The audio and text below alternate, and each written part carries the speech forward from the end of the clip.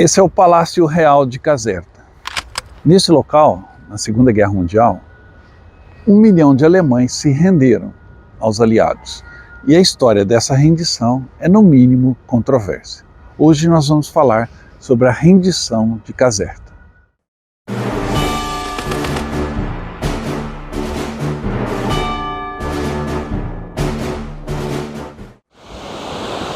Caserta era o quartel-general de todas as forças americanas aqui na Itália. E sem sombra de dúvida, não é à toa que ele foi escolhido para isso. Vejam só o tamanho das instalações. Esse é só o pátio.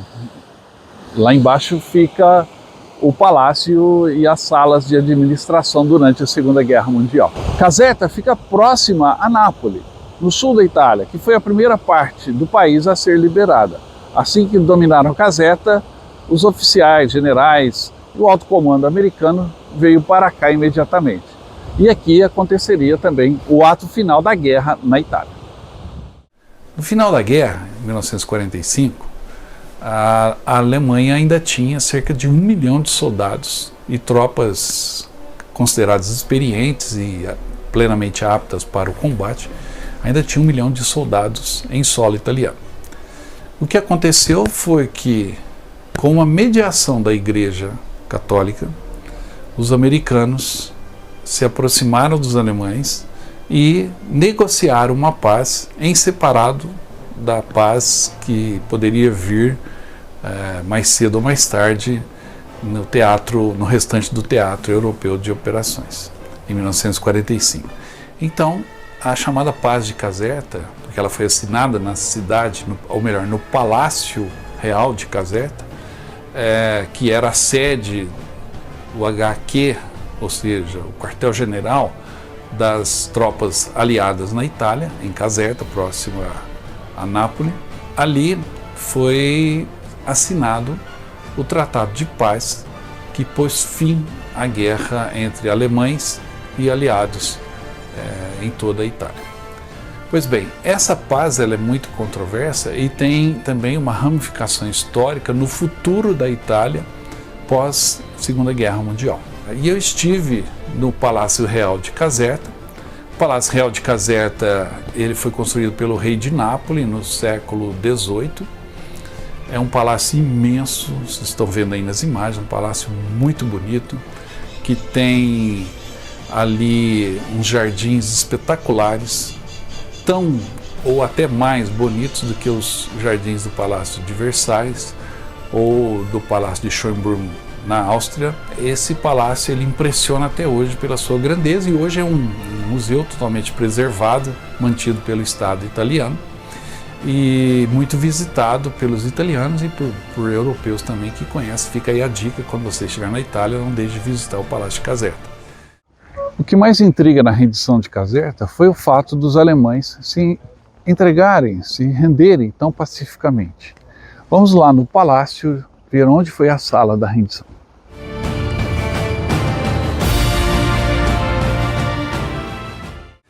Esse palácio hoje ele reflete essa história, esse esplendor histórico da Itália no século XVII, século XVIII. O reino de Nápoles era muito rico, muito grande, mas ele omite bastante da questão da Segunda Guerra Mundial, da participação italiana na Segunda Guerra Mundial, como tudo, né? Vocês já viram aqui em vídeos anteriores, eu falando um pouquinho em Taranto, eu falando um pouquinho em Salerno, em Nápoles, e pouco se vê nesses locais da luta italiana ao lado dos alemães contra os aliados, ou seja, a Itália meio que passou uma borracha nesse passado histórico e você não encontra, ou quando encontra é meio disfarçado, como no próprio Palácio de Caserta. Mas nem esse palácio tão bonito foi poupado do bombardeio, mas um bombardeio aliado. Em 1943, o Palácio de Caserta foi alvo de bombardeiros americanos e as marcas ainda estão aqui na capela do palácio até hoje. Basta vocês olharem as colunas e as marcas do bombardeio. Aqui do lado esquerdo tem uma e também do lado direito. As colunas foram mantidas dessa maneira. O teto foi restaurado, obviamente, mas obras importantes faziam parte do acervo do palácio também foram danificadas e não foram recuperadas. Após a invasão americana na Sicília e em Salerno, as tropas americanas avançaram e no início de 1944 já estavam ocupando aqui o Palácio Real, que foi transformado no quartel-general das tropas. E em 1945 recebeu a rendição alemã na Itália. Para achar a sala onde foi feita, onde foi assinado o documento com a rendição dos alemães em Caserta, tive uma certa dificuldade. Eu apelei até para a direção do próprio museu para eles me indicassem aonde que era a sala onde foi assinada a rendição alemã. Porque eles dão ênfase nesse palácio ao período pré-napoleônico, ao período do século XVIII, onde a Itália, ou aquela parte da Itália, porque a Itália não era unificada nessa época, a Itália tinha sua maior riqueza. Enfim, voltando ao foco, Caserta então sediou o quartel-general aliado durante a Segunda Guerra Mundial e sediou também a assinatura da rendição alemã. Essa rendição foi muito controversa e eu vou explicar um pouquinho por quê.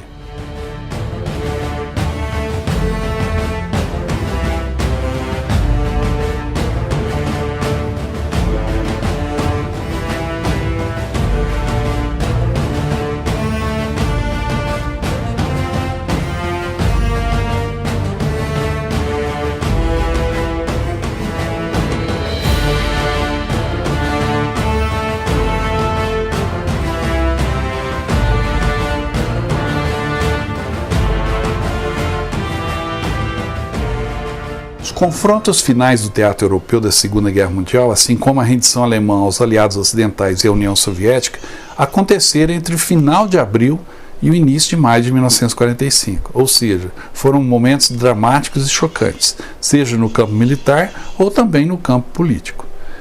Para vocês terem uma ideia, o número total de prisioneiros capturados em abril na frente ocidental pelas forças aliadas foi de 1.500.000 soldados alemães ou aliados dos alemães. Abril também testemunhou a captura de cerca de 120.000 tropas alemãs pelos aliados na última campanha da guerra na Itália. Até o final de abril, 800.000 soldados alemães foram capturados na frente oriental. No início de abril, o Comando Supremo das Forças Expedicionárias Aliadas reclassificou todos os prisioneiros como forças inimigas desarmadas ao invés de prisioneiros de guerra. Essa ficção jurídica, ou seja, por que ficção? Prisioneiro de guerra é prisioneiro de guerra, mas aí já começou a maracutaia, vamos chamar assim, dessa rendição. Essa ficção jurídica serviu para burlar as disposições decorrentes da Convenção de Genebra sobre o tratamento de ex-combatentes.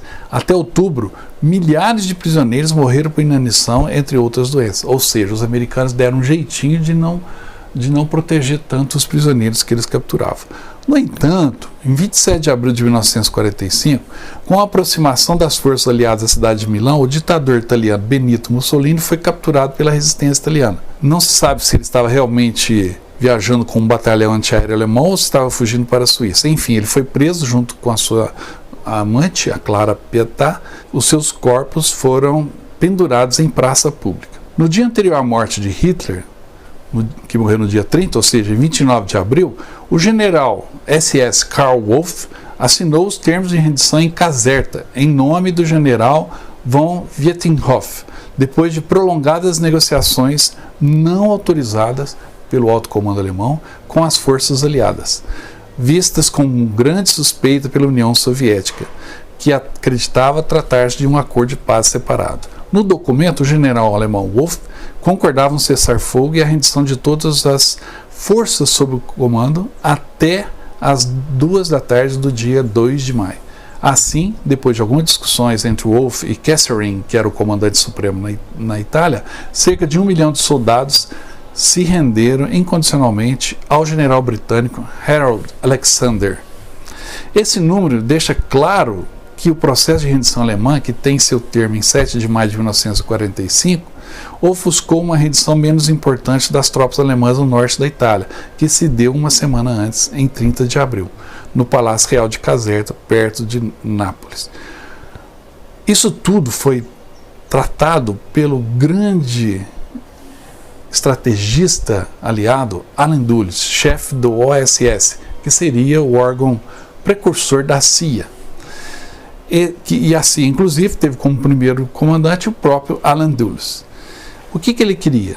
Impedir que a inevitável rendição alemã se desse perante os partisanos, os partigiani, ou seja, os guerrilheiros, porque esses guerrilheiros que resistiram durante muitos meses na Itália, ou até anos, contra os alemães, eles eram ligados ao Partido Comunista Italiano. Se a rendição fosse vista como uma vitória dos comunistas, as consequências políticas seriam desastrosas para os americanos e para os seus aliados. A rendição direta das forças alemãs para os aliados ocidentais era de fundamental importância no pós-guerra. E o que Dulles fez? Espertamente, mandou emissários ao general Karl Wolff e esse se mostrou disposto a se render e negociar a sua situação pessoal. Lembre-se que ele era SS, era um segundo homem das SS e amigo pessoal de Hitler, um peso pesado na cúpula nazista. Dulles então pediu a Wolff uma prova de seu poder e esse libertou Ferruccio Parri, líder partisã não comunista, que era prisioneiro dos alemães em um campo perto de Munique.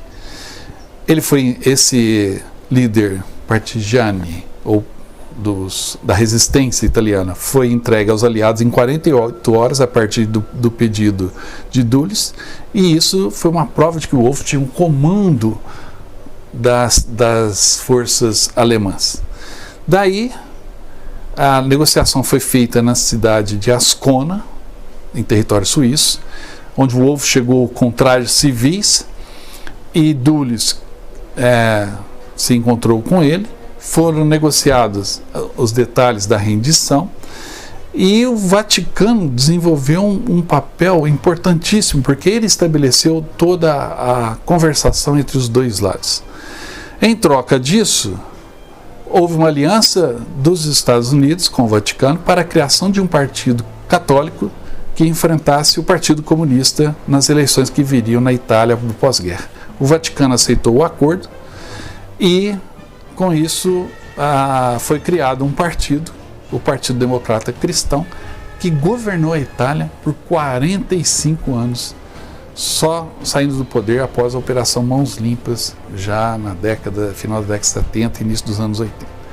Bom, então essa história mostra a importância que foi para o futuro da Itália, dentro da Europa, no pós-guerra, e mostra como política e a atividade militar estão muito atreladas, muito linkadas. Pelo menos essa rendição, essa esperteza americana poupou tropas americanas de lutarem continuadamente contra os alemães por mais algum tempo e principalmente poupou a Itália, no caso, olhando pelo lado americano, de ter, durante a Guerra Fria, do início da Guerra Fria, um comando político num partido comunista, o que fatalmente geraria uma tensão muito grande, porque os americanos não aceitariam uma Itália soviética, absolutamente. Então, todo esse desmembramento desse imbróglio aconteceu em Caserta, e para nós foi muito importante ali estar, e também para nós é importante a gente trazer esse assunto para que você leia mais. Aqui eu só dei um apanhado superficial, você leia mais sobre esse momento importante na história europeia, na história mundial e na história principalmente da Itália.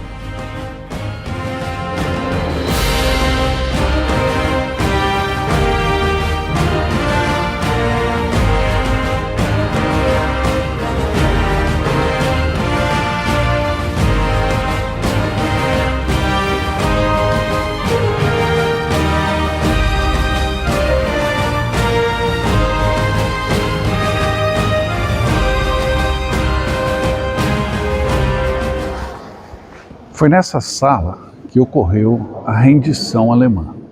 Bem naquele canto, onde estão aqueles dois banquinhos, ali tinha uma escrivania, esses móveis não estavam aqui, foram retirados exatamente pelo risco de bombardeio, e os americanos aceitaram a rendição de 1 milhão de soldados alemães. Mas para essa rendição, acontecer, foi preciso uma negociação que envolveu a máfia, a Igreja Católica e o futuro comandante da CIA americana, Central Intelligence Agency. A rendição alemã foi muito mais uma negociação política prevendo um futuro para a Itália do que um ato militar. E ocorreu aqui.